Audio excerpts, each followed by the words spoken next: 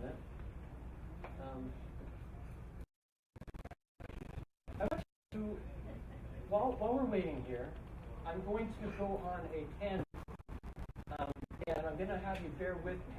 I want to tell a story that's going to come up later in this presentation about, I personally, this is different from the religion that I was raised in, I believe we have many lifetimes, okay? And I asked the question in my mind, you know, what was my previous lifetime? I'm curious.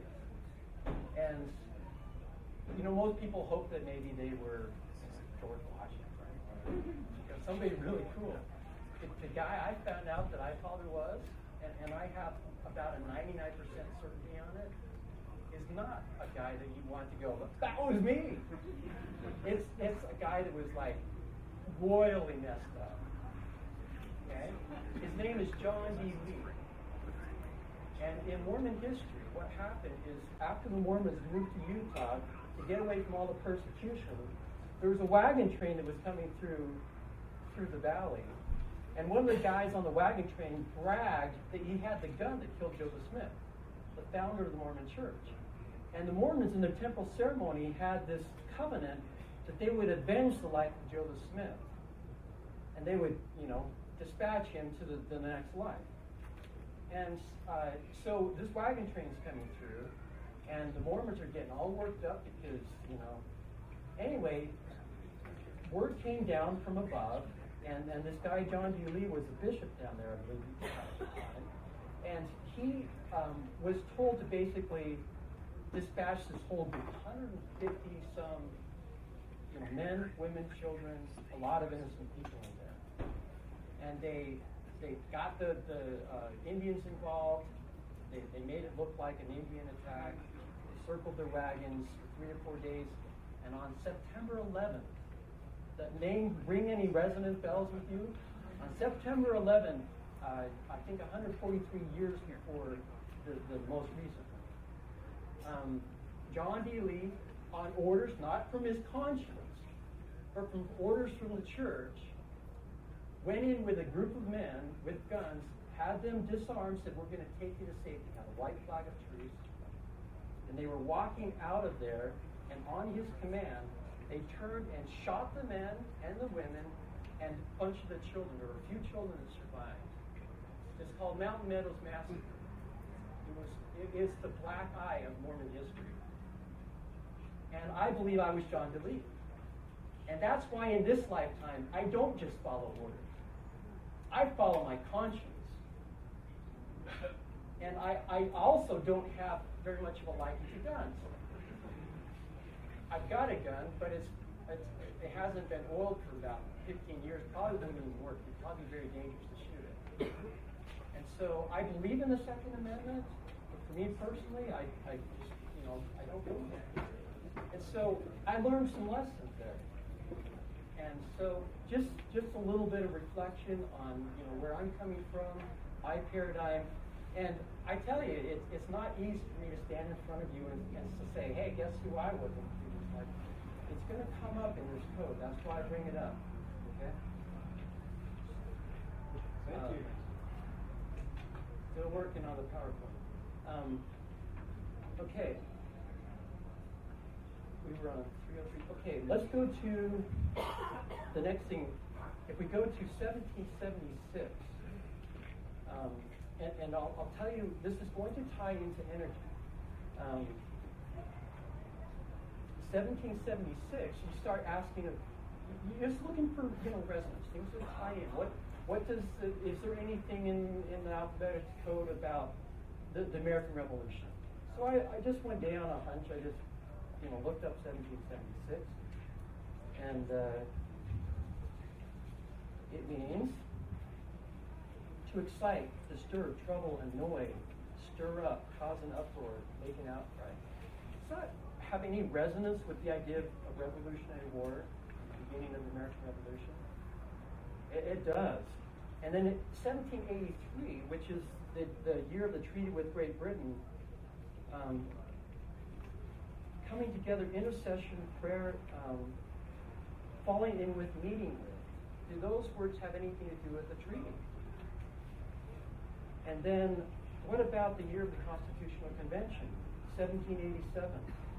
Now this is cool, because just there's two columns, and on the column next to it, it's the word commandment. And whether of God or of man. Does that have any relevance with Constitution and founding, the founding documents of freedom for this country? And then 1787, which is the year of the Constitutional Convention when it was brought forth and then sent to the states for ratification. This is the meaning. The kingdom of God is within you, meaning it is located in your heart and affections, not external. This is a resonance of taking a temporal principle and applying it on an individual level, because the macrocosm parallels the microcosm. There's a gospel and there's the government. One has to do with individual salvation, one has to do with group salvation. And the Constitution of the United States was intended to be a protector of the freedoms of all mankind. It was to be promulgated to the world, and actually Mormons were given the responsibility to be the primary champions to defend freedom for the planet.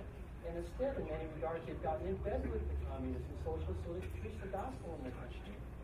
So here we have the word for 1787, the Constitutional Convention numbered, and instead of talking about commandments, which is on the same page, if you just look at it, it's right there.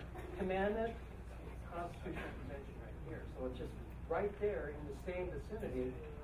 And yet it ties into this principle of individual salvation. Am I going too fast? I mean, this is a lot of information, and I appreciate you bearing with me on this. But do you see the resonance? That there's some harmonic stuff going on here. And then it goes all the way to page or number 19 or 1792. So from 1770 to 1792, every word number parallels what happened on the year in the United States history during the founding of this country. There's not a single definition that doesn't have a resonant principle with what happened in that year. And I got that all written up on my website. I was 15 years ago. About 10 years ago I put that up. Now, why am I bringing all this stuff up in the context of global breakthrough energy movement in Colorado? You have this section of years, of parallel years and things that happened on those years, and then and it starts on word number 1770, and then the word before it, speechless, dumb with amazement. It's kind of the way I feel when I find some of this stuff. It's like, holy cow, how did this happen? I mean, it's freaking weird stuff. Sometimes, you look up a number and it's talking about what you did 10 minutes ago. Crazy stuff. It's like when you're walking down the hall, you just talk to somebody on the phone, and you see a number on the clock, and it ties into what you were just talking about on the phone.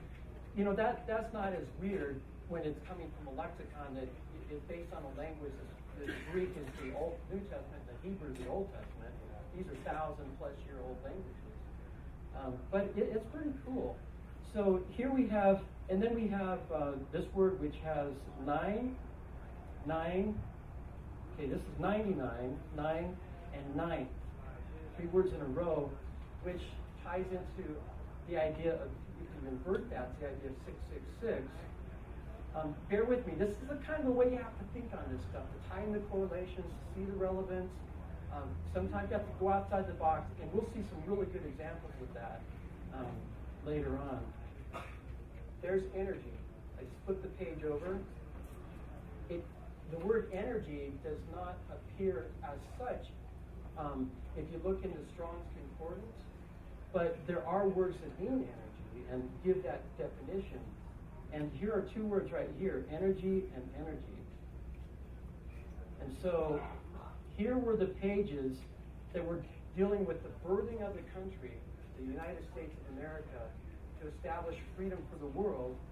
And then here on the page prior is the word energy, tying into, and also the words around energy, established mighty miracles.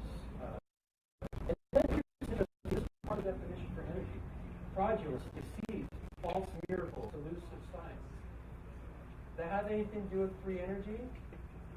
And the kind of scams that come along trying to get people to part with their money to support this or that.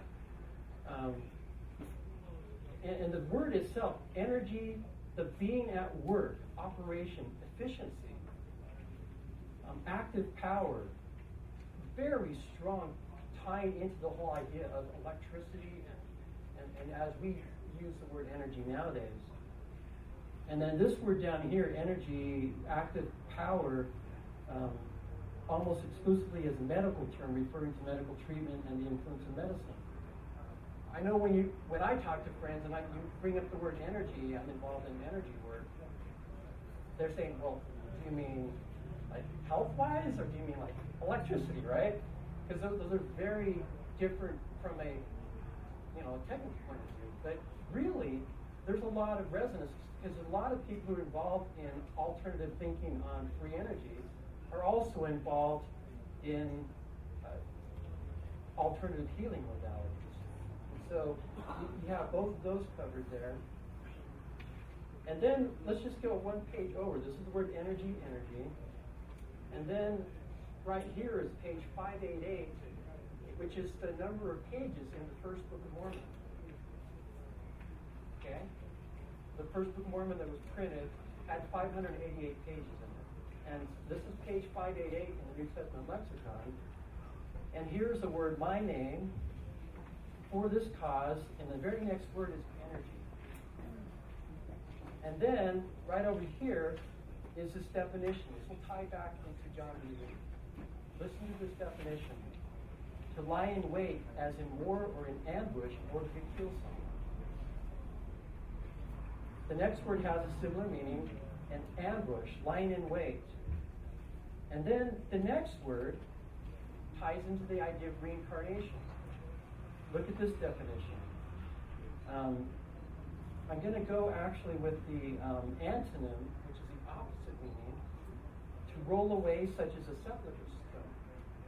That I reveal the idea of birth and death, and okay. So there you have to be, next word definition, to be any place with or any person. And then right here at the top of the word is the word parallel, which is the idea of resonance. Parallels, you draw parallel, it's an allegory, it's a metaphor between this and this, because they're in resonance. And so all these words are right over here on this page. For me personally, I can relate to, I'm involved in energy, and lifetime is John D. Lee. So I think that's pretty cool. I share these things with you because I want you to get the idea that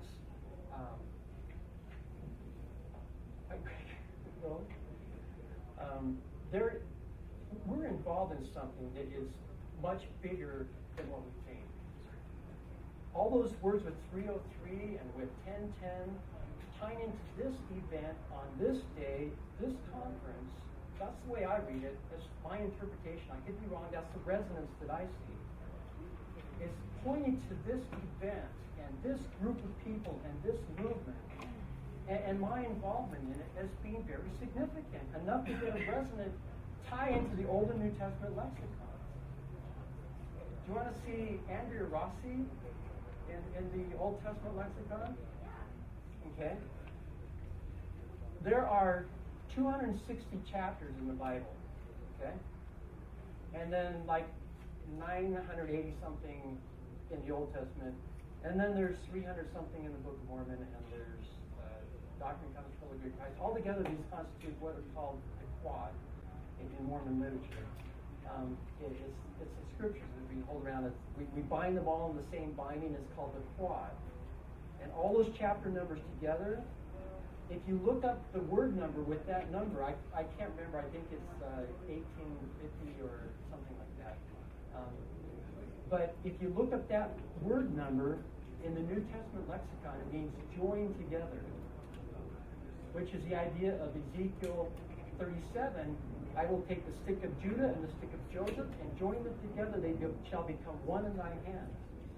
So the word number in the New Testament lexicon that refers to the same number as all the chapters in the quad is joined together. If you take the number of chapters in the New Testament, 260, and you look up word number 260 in here, I'm just going to do this so you have a visual.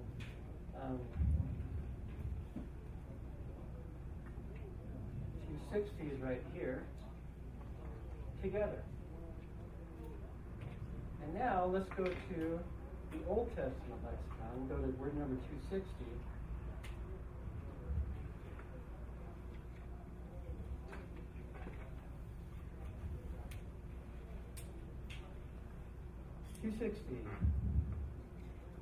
To join together. So word number 260 in the New Testament lexicon and word number 260 in the Old Testament lexicon mean the same thing, as does the word in the New Testament lexicon that refers to the total number of chapters in the Mormon Quad. They all mean to join together. Let's look at some other things on this page, and if we had the PowerPoint, you'd have it blown up so you can see it on the page. Right here is the word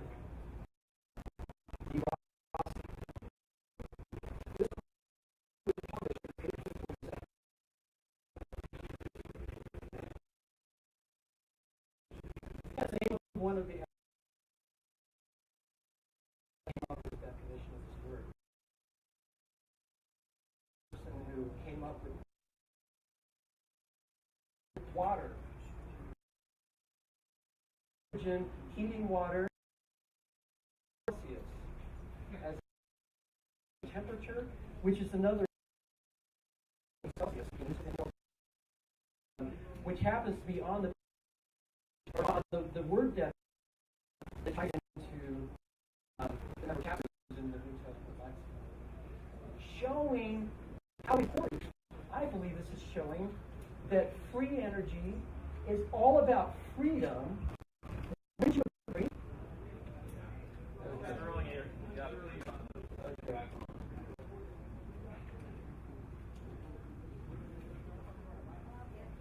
You're going to have to skip through some of this.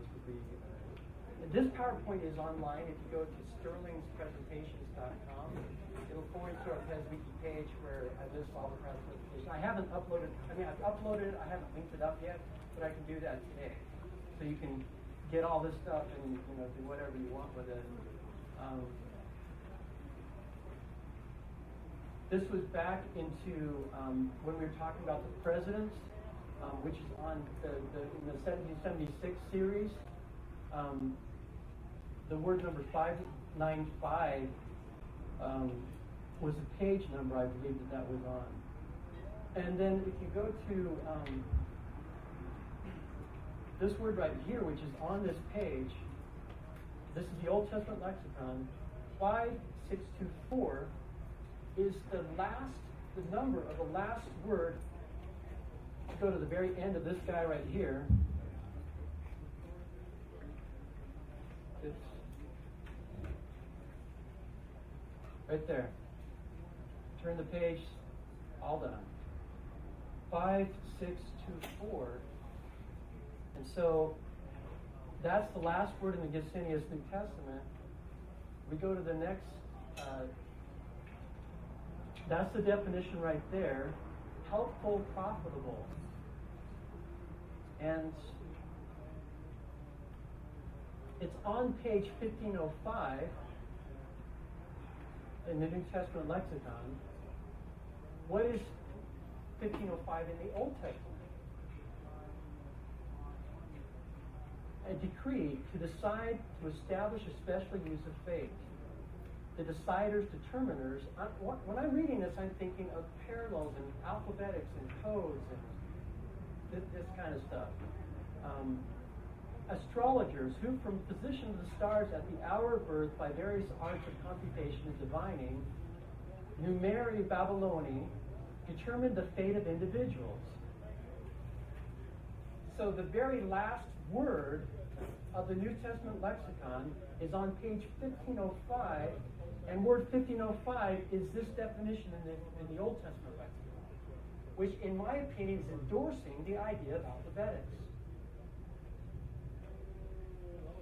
The very first word in the Old Testament lexicon is father, Ab, word number 1, and it's spelled aleph bet. In the Greek, corresponds to alpha beta. That's where the word alphabet comes from, which is a mixture of the Old or the Hebrew and the Greek. Alpha is Hebrew, bet is alpha is Greek, bet is Hebrew. And so I asked the question, do you think it's plausible that the study of alphabetics might be a useful tool in understanding the work of the Father in the latter days? Okay? And I would argue that there are two comings, so to speak, to messianic missions. The first coming of Jesus Christ has to do with the gospel. The second messianic coming has to do with the work of the Father in the midst of his people. And I believe that the alphabetics will help us understand that. We've already gone through that. So we come back to, this is the last word. Now we're going to look at, we got back here. 595 is the last page of the 1770 through 1792 parallel. The page before that, this is in the Old Testament lexicon. To numbering, a book, Quran, inscribed on stone. The idea of writing is right there where the last word of the New Testament lexicon corresponds to. Is this just coincidence? Just random? It's resonance. And this can be a useful tool. And because I would argue that the more in tune a person is with their mission in life, the more resonance they're going to find, and the more things like this are going to happen in their lives. You're going to be walking down the hall and you look at the clock right when it reads 11:11. Just like a little feather drop from heaven. It's like the angels just said, take a look right now, and just happened to look, and there it is, 5:55. Does that happen to any of you guys? Yeah? Like all the time? You look down at your odometer and it's 1111, or I call it odometry.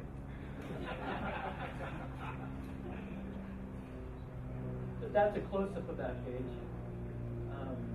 And again, this is this is a 1776 parallel sequence that ends on that page, 595. So it ties in this whole idea of the founding of the United States of America, establishing this Institute of Freedom, and then this whole section is preceded by energy. Tying those two together. In alphabetics, vicinity is, they say close is only good in horseshoes and nuclear bombs, right? And alphabetics. Close is really cool. When you're turning the radio, when you used to have to turn the knob to get a channel, you don't have to be right on the dot to get the channel. It starts coming in pretty strong over a range, right?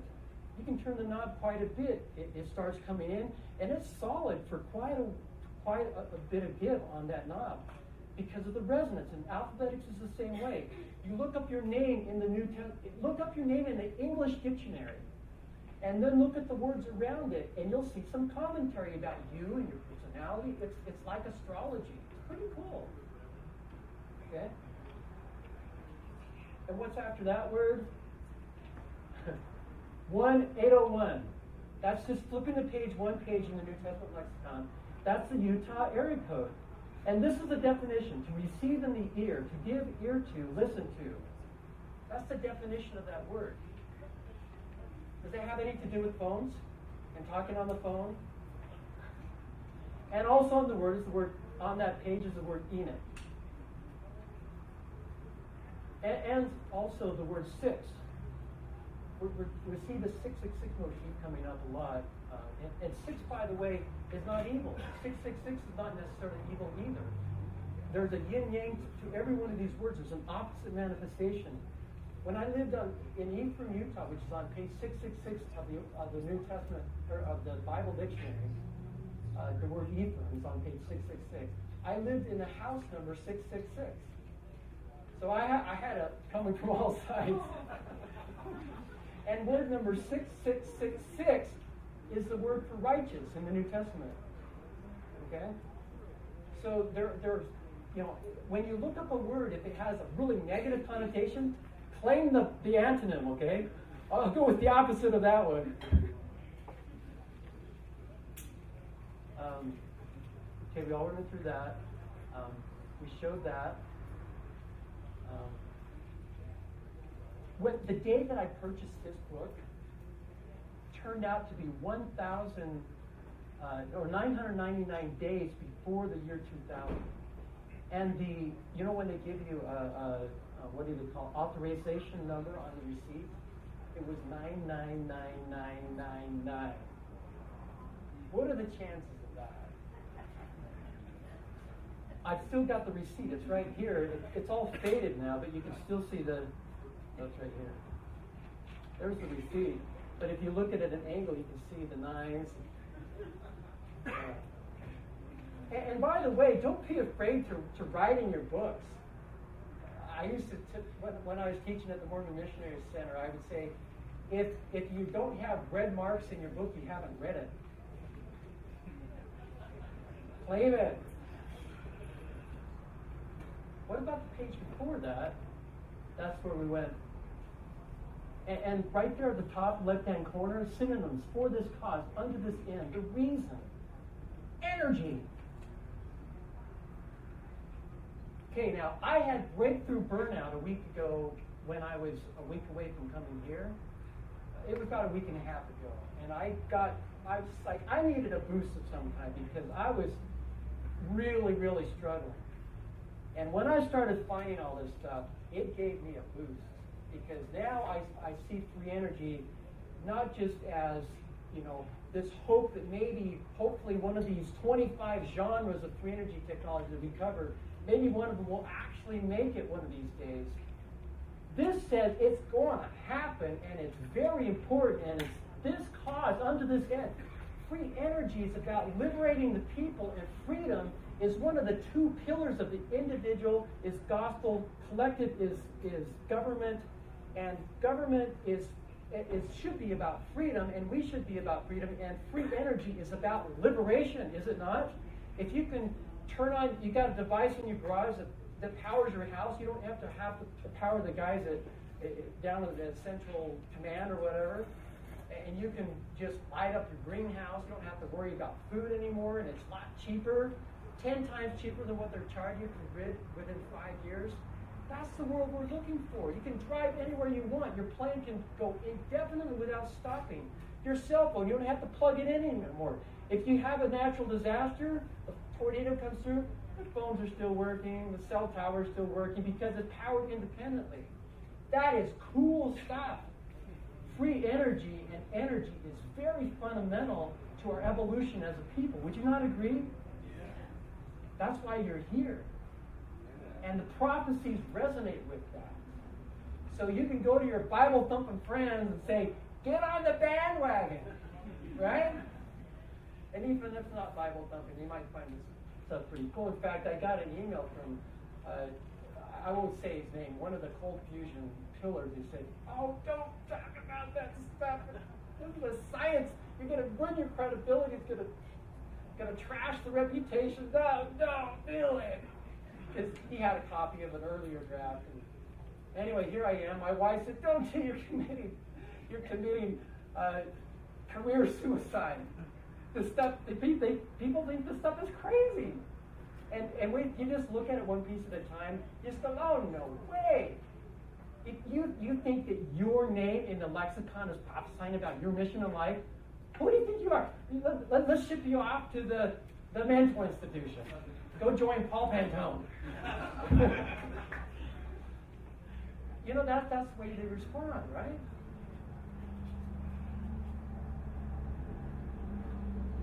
Mighty works, miracles. One of the definitions of this word Energy, if you look up the word energy in Google and get the Greek translation, that is the word it gives you. Okay? Let's do that. I'm going to have to step it up here because we are close to being out of time. On this one, I just want to point out that the last word in the let's see, this is the last word in the New Testament. Helpful, profitable. I don't know about you, but that definition has resonance with the definition of energy, having to do with utility and giving people a tool that they can empower their lives.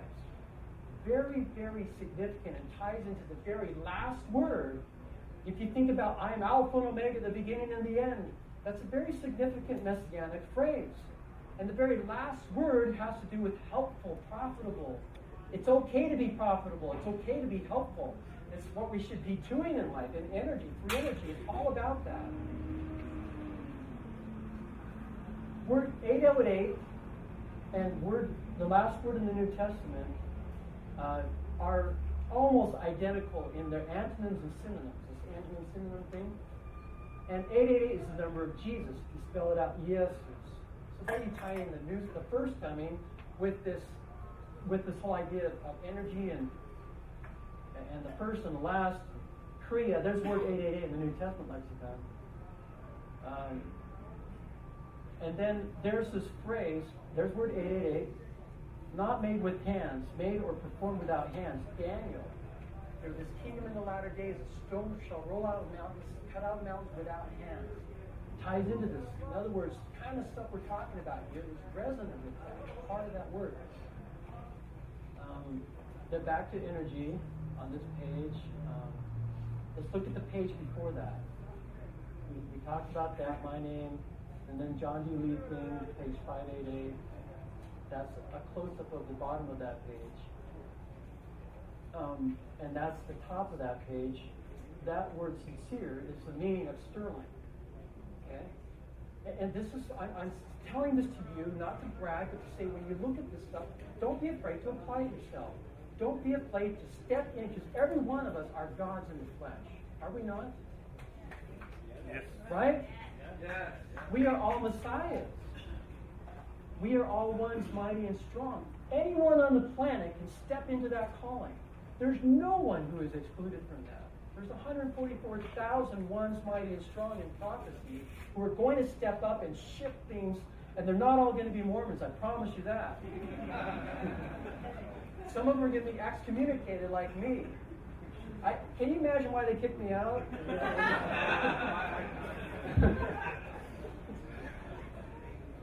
There's word 588 in the New Testament lexicon, that page number that we were just on. 588, where was that? 588. This is word 588. And this, I had a note written in my margin, page 222, on page 22, Under the Banner of Heaven by Krakauer, is where he talks about the September 11th Mountain Meadow Massacre attack. Again, resonance, another witness. And that's the thing that you're looking for, is you'll get multiple witnesses.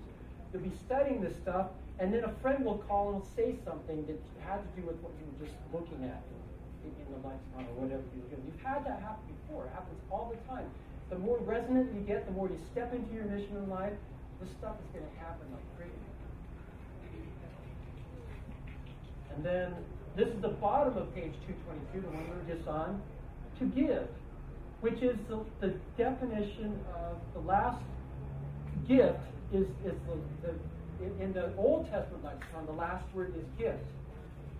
And talk about gift, I think I've got a slide for this. Let's get there. Maybe not. The word gift is the last word, and is there a good synonym for gift as in free? Is that a good synonym for gift? The very last word in the Old Testament lexicon is gift. Free energy. It's a gift from God. And if you're trying to become filthy rich like Bill Gates on it, and start, with your humanitarian mission making vaccines with sterilized African population, wrong direction, guys. Right? This is not about becoming filthy rich. It's about blessing humanity. It's a gift. When we step into our God calling, these are the kinds of things we want to emulate. Emulate the good stuff and don't emulate the antonyms, right? Or vice versa, depending on if the word definition is positive or negative. Claim the positive. Let's look at some of the other insertion points. Strong's Concordance, energy. Look at the word right before energy. Enemies. Does that have any relevance to energy and free energy? Do we have any enemies? Enduring. You got breakthrough burnout. I mean, I've gotten it so many times, I just push through, but man, it's hard sometimes. When is this ever going to happen? Because we get the government we deserve and we get the energy we deserve. And we're not going to get free energy as a world until we deserve it. Right now, we deserve tyranny because we are sowing wickedness.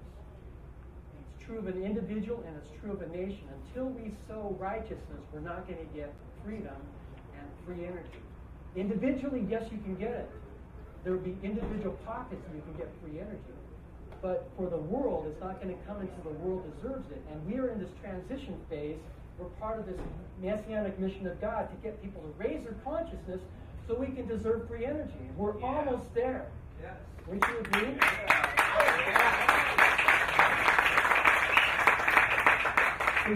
And look at that, ends. The beginning and the end. Just 4 words away from energy. And then words following, inflaming, flaming, fire, getting people excited, engines, engrafted, engraved.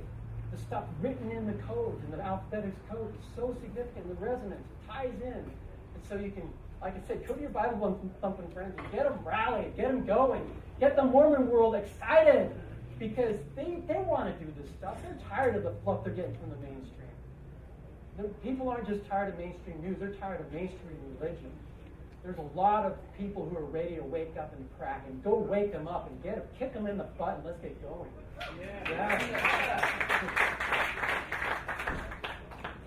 Here it is it's on page 665, energy.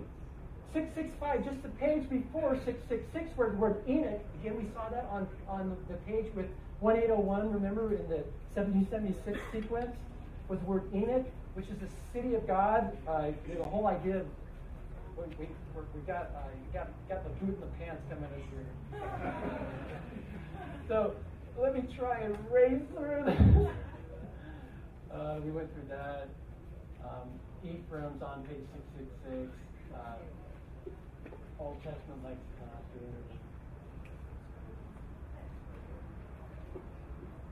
went through that.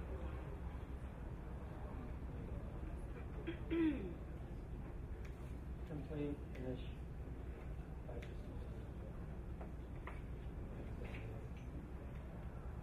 Oh, let's look at this really quick.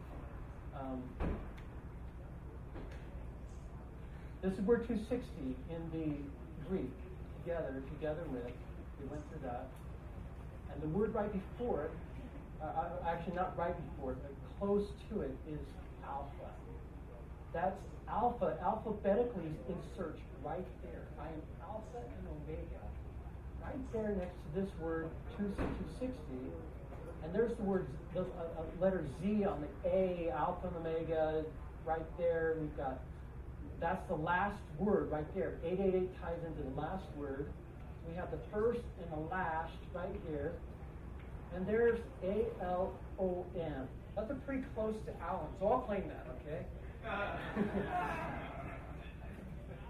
And then we went through this, joined together. That's the Old Testament lexicon. See it right there? Rossi, water, Celsius. Got them highlighted for you. Those are all the correlations on that page. I forgot to show you on the right-hand side, the West, latter times, where the joined together, the idea of fusion, the water molecules, and heating water with that process. All right there. These are all the words on that page. On number 260, which is the number of the New Testament lexicon. Coincidence? No way. Maybe it's of the devil. Well, they may be. Okay, we'll give that a few seconds chance, but probably not. or talking about things that are going to overcome the power of the devil by stepping into our godness. The word Barak is right next to Abba, which is Father. Antonyms, I'm going to do a write-up on this one of these days, and the page before is 911, which is also September 11th of the Mount Memphis Massacre. And it has, the word is dipping. Does that have anything dipping? And then just a few thoughts as we're closing up here. We're all in this together. We're all God beings. Jesus said, greater things than these shall you do. Remember that? Yeah. He wasn't meant to just be on a pedestal, an untouchable person that we could never possibly be like. That God created the whole universe and we turned God into something. It's like Santa Claus and kids. When you're a kid, you told a story about Santa Claus. Then you grow up and you realize you're Santa Claus. The same thing with God. Right? We're all Santa Claus. Right? And here is what's called the mystic symbol. It shows up on all these artifacts that are showing up in the United States that have been dug out for 100-some years.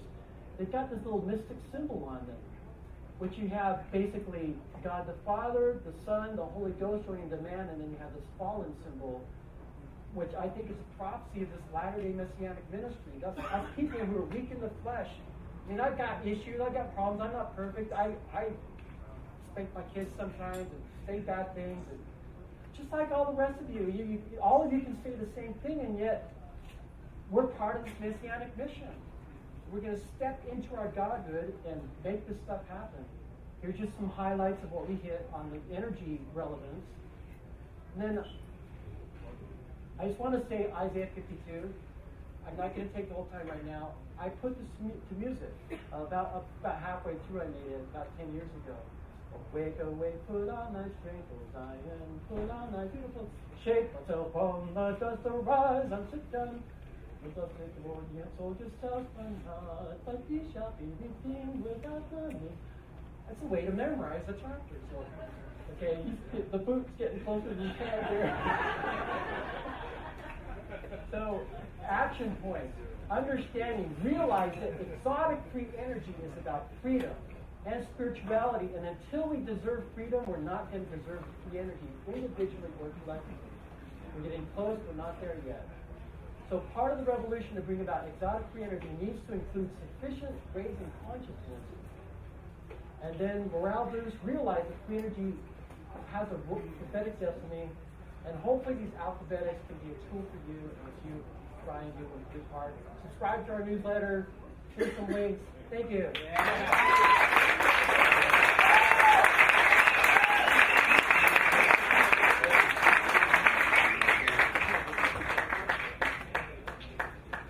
Thank you very much. Now we're going to have a lunch break. We have plenty of time for lunch. We will reconvene here at 1:15. If you would follow Johan into the lobby, and then everybody go upstairs. Obviously too many for the elevator. So follow Johan to the third floor. Enjoy. Reconvene at 1:15.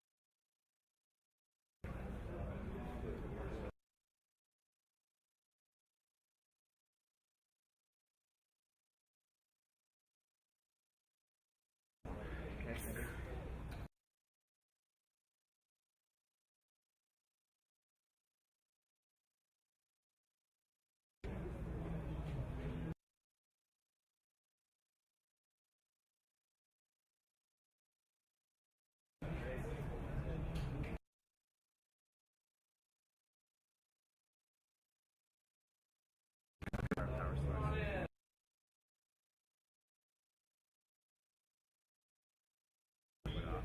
If you go to the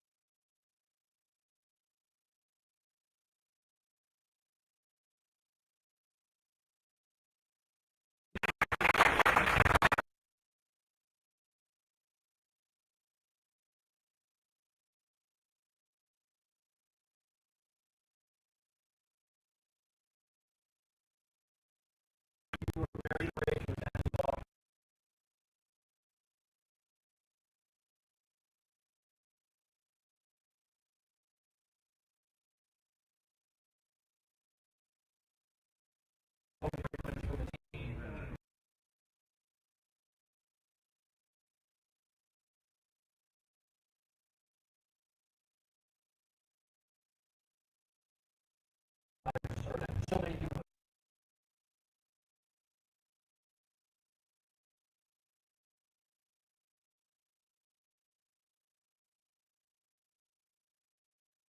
Again, why we need to actually try these things.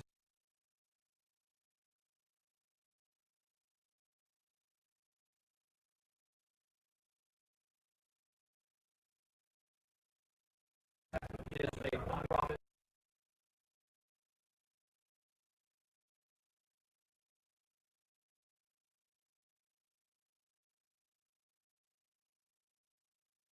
A lot of experience and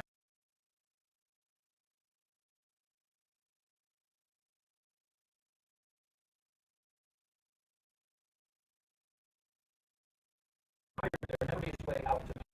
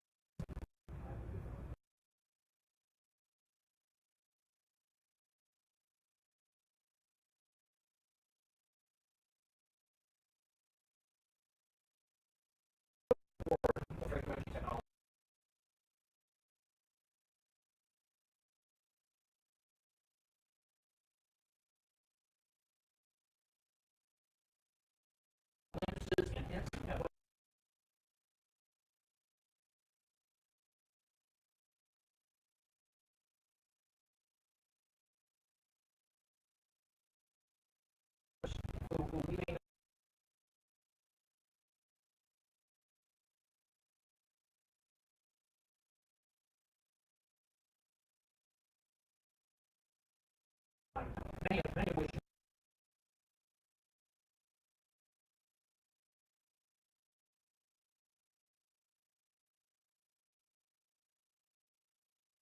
I just want to let you know that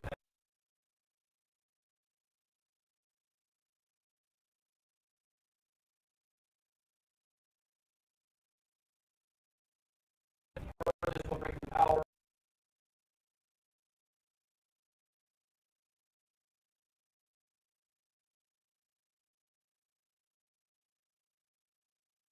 They collaborate with her and co-op.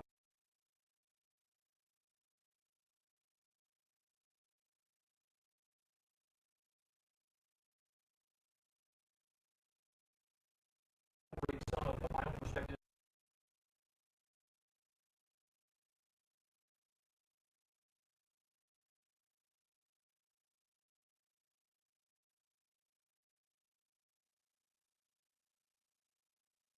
and inclined in the science realms, that you found it, that it's very approachable and something you can pass on to your friends and family and neighbors. So should we even really care about is there something so pressing on our planet, and we should galvanize a lot of action around the world from citizens like all of you to travel and come to hear these various people, many of them strangers to you, hear what they have to say? Well, I'd suggest anyone who follows the news of what's happening on our planet can make a case that really the red flags have been going up for quite some time. Whether it's in the environmental degradation of our planet, or a lot of the socioeconomic challenges, or resource wars, all these things. I mean, we have a huge laundry list of pressing global issues. And many of these things can feel so overwhelming that the citizen response is to just go, I can't handle it. And all I want to do is just think about something else, because it feels like I can't do anything. Too overwhelming. But, you know, each of us has a role to play in this. It's interesting, I had a conversation last night with a lovely couple who joined me for dinner, who I've not met before, but they were very, very interesting. And they made some comment about, we're really looking forward to hearing some of the presentations by these very important people. And my immediate response to that was wait a second here. Everyone here is important to this.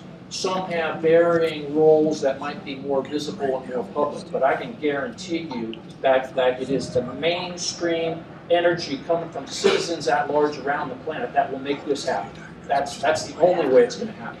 So we all have to come into this together. We're all equally important in this.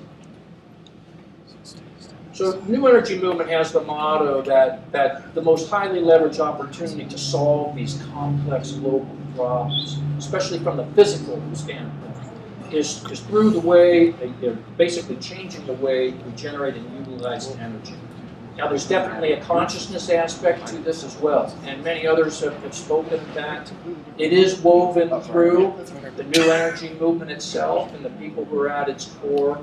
We all are part of the consciousness community as well. Myself, a scientist who happens to have a deep, profound faith in a benevolent and loving creator, and how that affects me and drives me toward wanting to be of service is something that I know many of you share.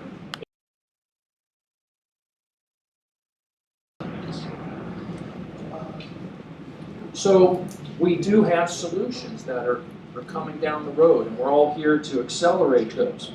But one of the things that we've found along the way is that there's an awful lot of claims that are out there for various technologies that have been incredibly difficult to sort through. And I think that we've got a real opportunity to change that scenario.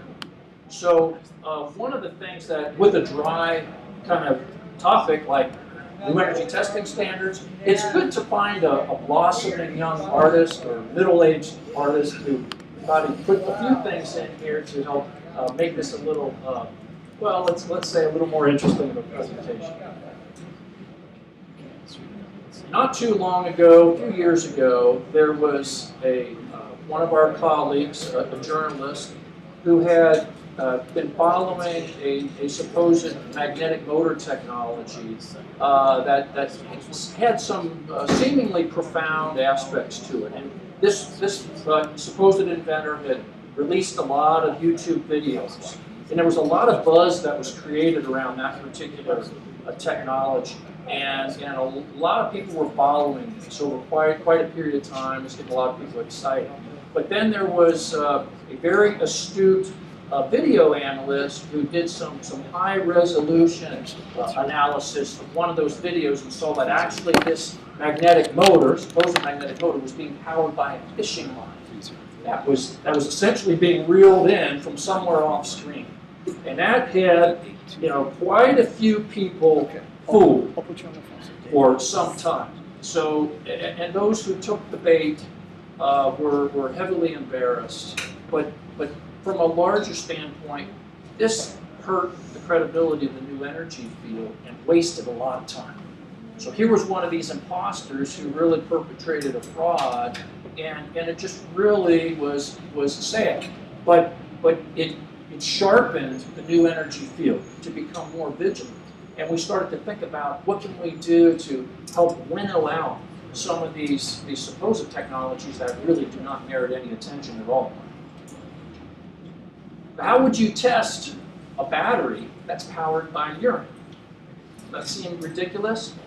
Well, I can tell you I have a very close relationship with an inventor who actually developed a urine battery. And his name is Nelson Camus. He's from Chile. And in 1992, Nelson won the Best of Show at the Pasadena, California Inventor Expo.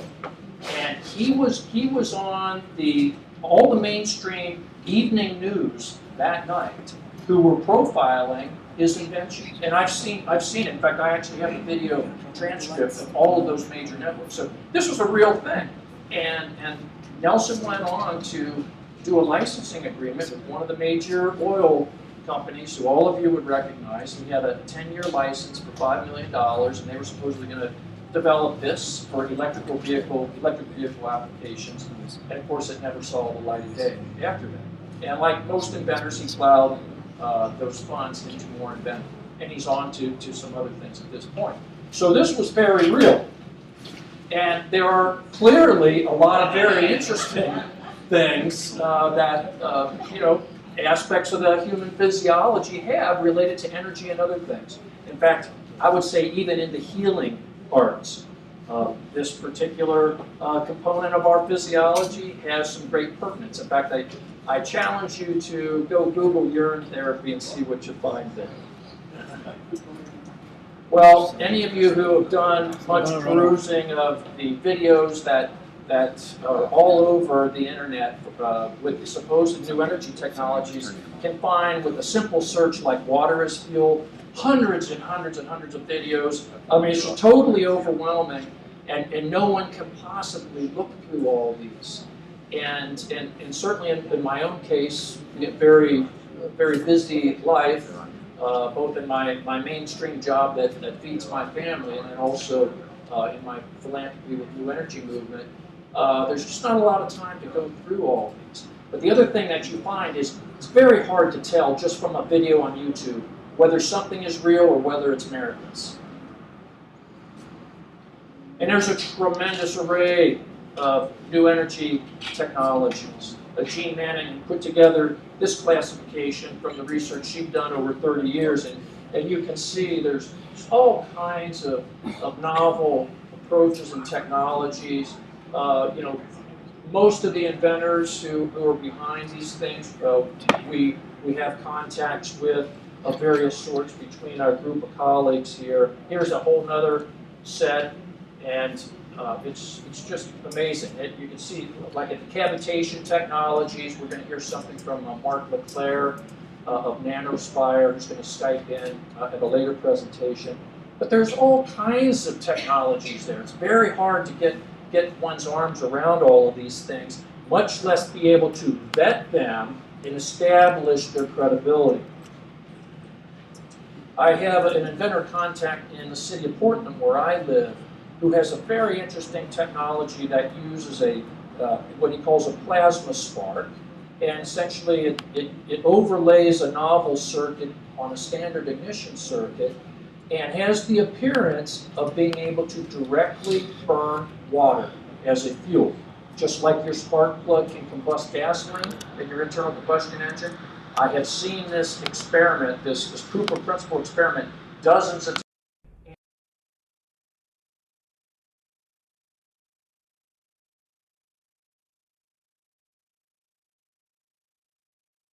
What really is happening in here. And I do not personally have the expertise to do that. But part of what I'm talking about here in needing standardized testing protocols for breakthrough energy technologies is to be able to bring those to bear on technologies like this that truly might be disruptive.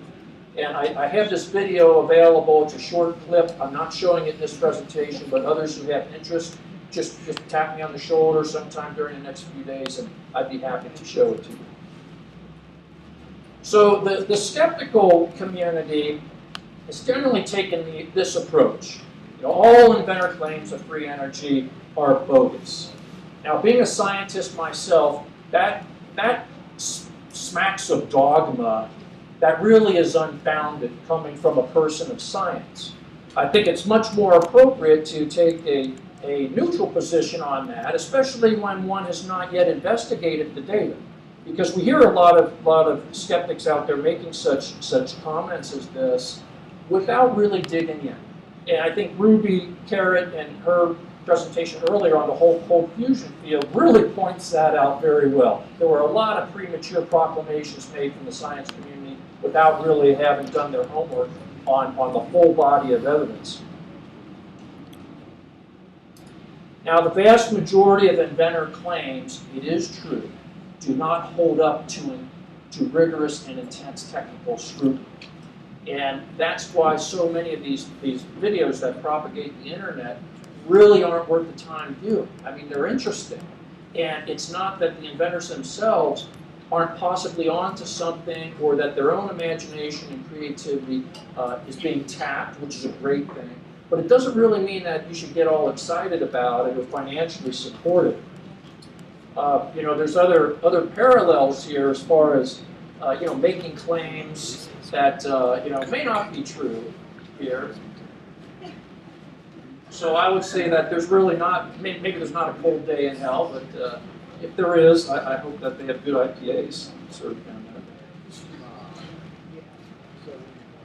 So why is this? Why are the vast majority of these performance claims really not worth the time and interest? Well, first is that often we find that there's an inadequate understanding of science on the standpoint of the inventor. And that generally is innocent.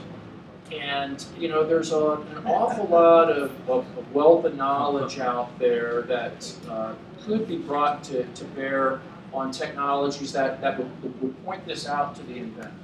But that's something that has to more be a lesson or something where the inventor's own study comes into play here. Because the new energy vetting community itself, which still is relatively small, can't go and basically handhold everyone through this. What would make a lot more sense is to have standardized testing protocols that the inventor has to apply himself to basically get to the hurdle of saying, hey, now I'm ready for the next step, which is a third-party vetting using those same protocols.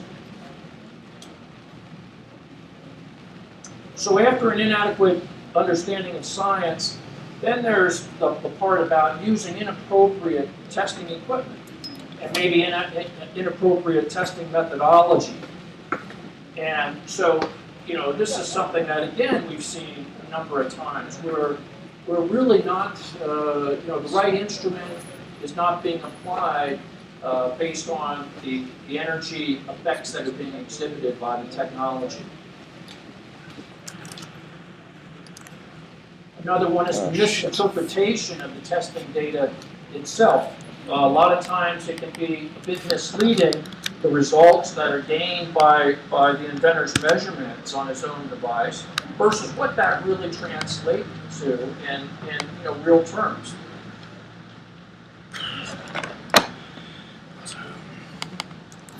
Now, certainly most of the inventors that I've met are honest and well-intentioned people. They are good-hearted. They have a true desire to serve and to come up with something that's going to help transform the way we've gone about this planet for so many decades, and I applaud them in their efforts. And many of them are very wise and humble as well, as far as being able to accept criticism that suggests that their baby technology might not be the most beautiful. And they're willing to rework and relearn. And my hat's off to those who are willing to do that. You know, I think that there's an awful lot to be said for the fact that so many in this field really are great, well-intentioned people. Now, Gene, I know on Santa's list that you definitely rank very high on the nice scale.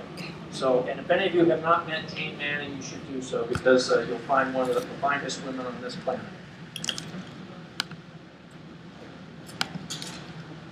Now, there are also some inventors who are not so highly motivated and not so much from the standpoint of service, but they're really intending to propagate fraud and to deceive. And that's been a shame because, you know, again, it's wasted so